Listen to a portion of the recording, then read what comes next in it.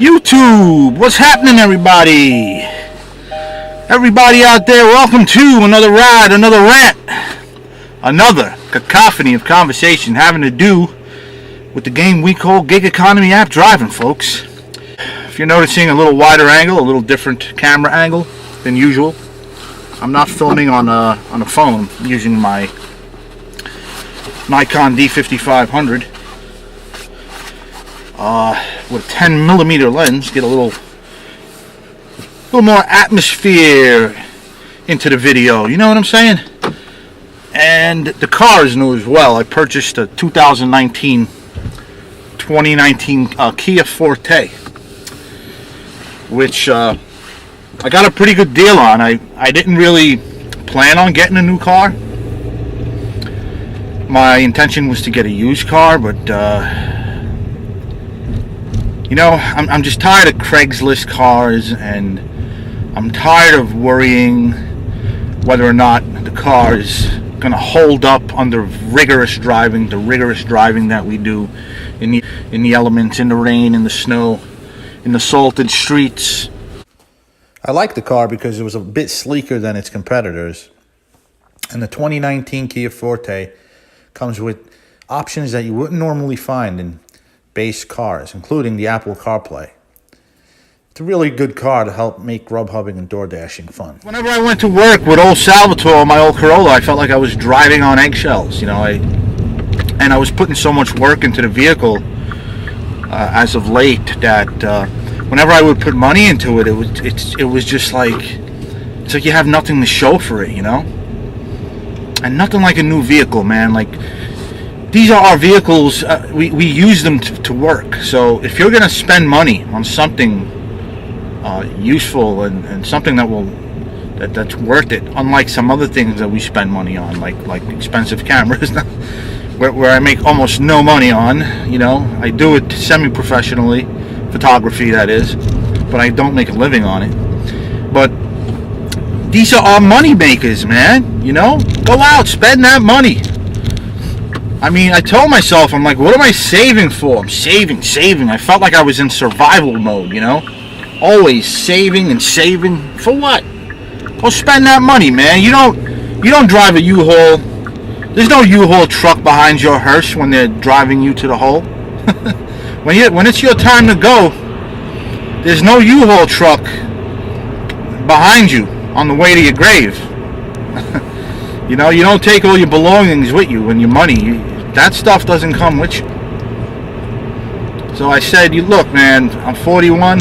Maybe it's a midlife crisis. I don't know, but I needed a new car for this gig, man. It just, I got a good deal on it. You know, it's a lease, so I'm gonna have to look for a used car, another used car, to help shave mileage off this thing. Because you know, Grubhub and stuff, I put at least 60-70 miles a day on the car, but it's a 20,000 mile lease, so that I can put 70 miles on the car every day or so, and rarely do I ever put more than 55. So I think I'm good. I'm gonna get another car. I figured, why finance this car? They wanted $100 more to finance it. I got it for no money down, $269. So I figured if I was going to pay another $100 a month to own it, I might as well take that money and just buy a clunker, and it will really help. Even if I use it once a day, it will help keep my mileage down. So anyway, I wanted to talk a little bit about the Grubhub region. When it gets busy and they send you the message that the region is busy, sign on, no block necessary. You may want to try that out. I know a lot of you have, and a lot of you have found it not to be that, you know, prosperous or fruitful. But try it out. It depends on the day. You can go out and have a real monster day off block. And then there are days when you go out and nothing's going on, you know. You can't just try it once or twice, guys. Go out into the region. You know, flip the app on. If nothing comes in 10-15 minutes, then you know it's not really a busy day. You know? But I really encourage it because a lot of times when I don't have blocks, I go right for DoorDash. I'm not gonna lie. And there were times when I just had some really bad days with DoorDash, you know, making like $12 an hour and stuff. And, you know, that could be avoided, because if Grubhub is busy and you're off block, it doesn't matter. It does not matter that you're off block. You're going to make good money. At least I have in the past year or so, more often than not. There are days when I sign on off block, nothing goes on. I don't know if it's because of my acceptance rate, which I think is 98%. It's crazy. I just don't refuse anything. It's a lot easier to be a premier driver in this market because the region is so small. And driving distances are less. Come on, buddy. Hey, that's the first time I beat my horn. I like it. So, when I get those text messages, I go out and I flip the app on. Even sometimes, even if I don't get the message, I'll work off block. Quite often, more often than not. I used to do DoorDash more, but I'll tell you why. Because I was thinking, you know, these customers, these Grubhub customers, they're our customers as well. Unlike DoorDash, where we don't keep all the tips. Grubhub customers tip us, and we keep everything. So in a sense, they're just as much our customers than they are Grubhub's customers.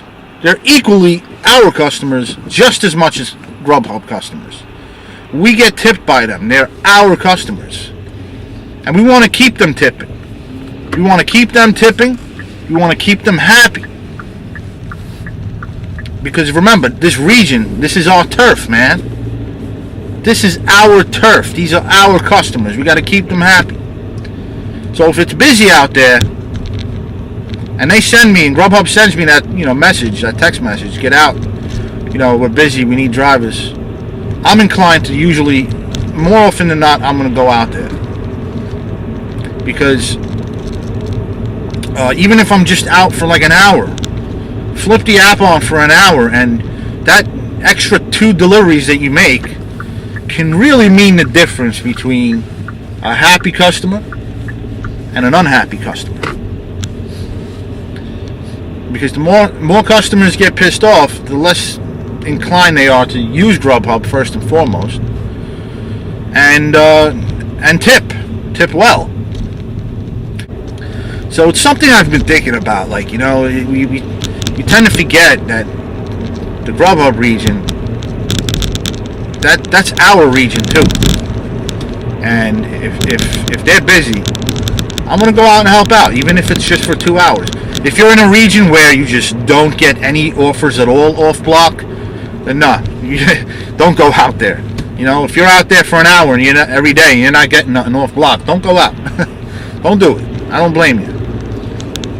But there are some regions out there, I'm telling you, where you don't have to work off block. And if you're a premier driver, and Grubhub does give more orders to people with higher acceptance rates off block, then maybe you should try working off block someday and see just how much money you can actually make. I'm out of here, guys. I gotta go get some lunch and get ready to head out tonight for some off block Grubhubbing. Hope you guys found this video a little informative, thought-provoking, and somewhat entertaining. I try my best, guys. Be well out there, be safe, keep riding, keep on shining. Until next time, this is Antonio, signing off.